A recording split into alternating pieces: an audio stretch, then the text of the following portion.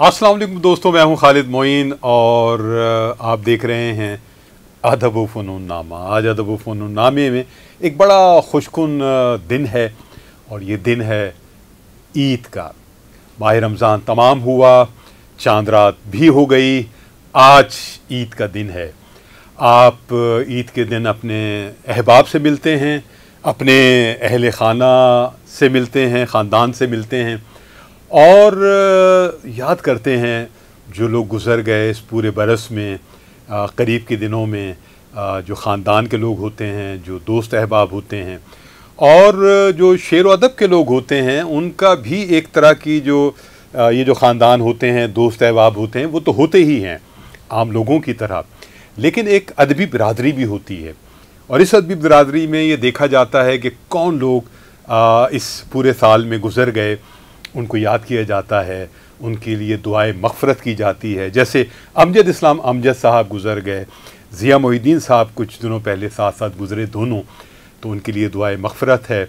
और भी बहुत सारे अहबाब गुज़रे होंगे, उन तमाम शोरा के लिए, अदीबों के लिए दिल से दुआए मग़फ़रत है। खुदा उनको ग़रीक़ रहमत करे और उनके दर्जात बुलंद करे।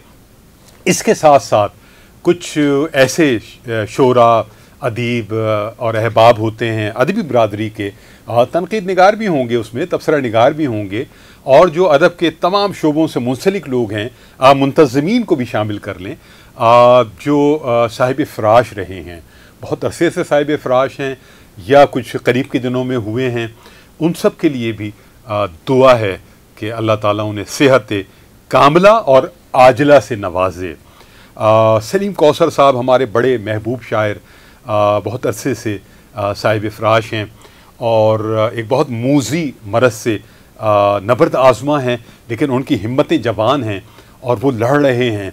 और जो सबसे अच्छी बात मुझे लगती है वो ये है कि वो शेर की जो एक आलमी शेरी मंजरनामा था, उस पर बहुत क़ुव्वत से मौजूद थे सलीम कौसर साल हर साल से, और किताबों की सूरत हाल भी उनके बिकने की बहुत ज़बरदस्त रही।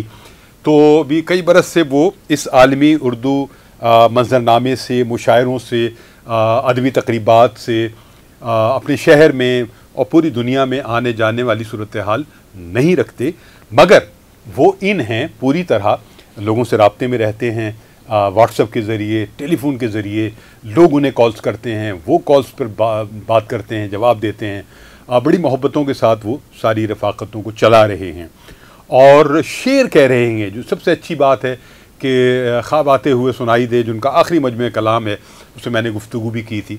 बहुत ज़बरदस्त शेरी मजमुआ है जिसमें सलीम कौसर साहब की जो शेरी क़ुव्वत है और शेरी वारफ्तगी है उनके अंदर, गज़लें और गज़लों की गज़लें और बड़े नए इम्कानात के साथ उन्होंने शेर कहे हैं जो हमें इस बात का यकीन दिलाते हैं और हमारा ईमान ताज़ा करते हैं कि शायर शायर होता है, चाहे वो एक चार दीवारी में बैठकर लिख रहा हो, अपनी खलवत में लिख रहा हो, या दुनिया भर में आते जाते हुए लोगों से मिल मुलाकात करते हुए लिख रहा हो। उसके अंदर का अगर शायर बेदार है और उसका जो शेरी सफ़र है और शेरी शऊर है वो आगे अगर बढ़ रहा है, तो सलीम कौसर साहब जैसे जो शायरी है और तवाना शायरी है वो होती रहती है। तो सलीम कौसर साहब के लिए बहुत सारी दुआएं हैं कि अल्लाह उन्हें दोबारा इस आलमी मंजरनामे में वापस लाए, उसी तमतराक के साथ, उसी वजाहत के साथ जैसा कि वो साल हर साल रहे हैं। इसके अलावा एक और हमारे दोस्त हैं नुमान जाफ़री, जाने किन उजलतों में रहते हैं, और ये ईद के हवाले से भी हो सकता है शेर कि जाने किन उजलतों में रहते हैं, आँख झपकी नहीं कि साल गया। जी हाँ, आँख झपकी नहीं कि साल गया। तो नुमान जाफ़री ने रुदात के नाम से उनका एक मजमुआ आया, 80 की दहाई के बिल्कुल आखिरी दिनों में शेर कहने शुरू किए। बहुत इब्तिदा में वो एक सामे के तौर पर हम दोस्तों के हल्के में शामिल हुए, जिसमें मोहम्मद अतीक़ भी शामिल थे, अरशद भी शामिल थे, अरशद अहमद और रज़ी इमाम, ये ख़ास एक हल्का था। और फिर देखते ही देखते नुमान जाफ़री ने शेर कहने शुरू की और बहुत कमाल की गज़लें बहुत तेज़ी से कहीं, चूँकि उनमें सब कुछ तो मौजूद था। वो सारा शेरी जो फ़िज़ा थी और जो उनकी पढ़त थी वो सब कुछ अपनी जगह मौजूद थी। सिर्फ एक उनकी एक एतमाद की ज़रूरत थी कि नुमान जाफ़री तुम शेर कह सकते हो। और ये जो गवाही मिलते ही जो उन्होंने शेर कहे, और सहले मुमतना में वो शेर कहते हैं।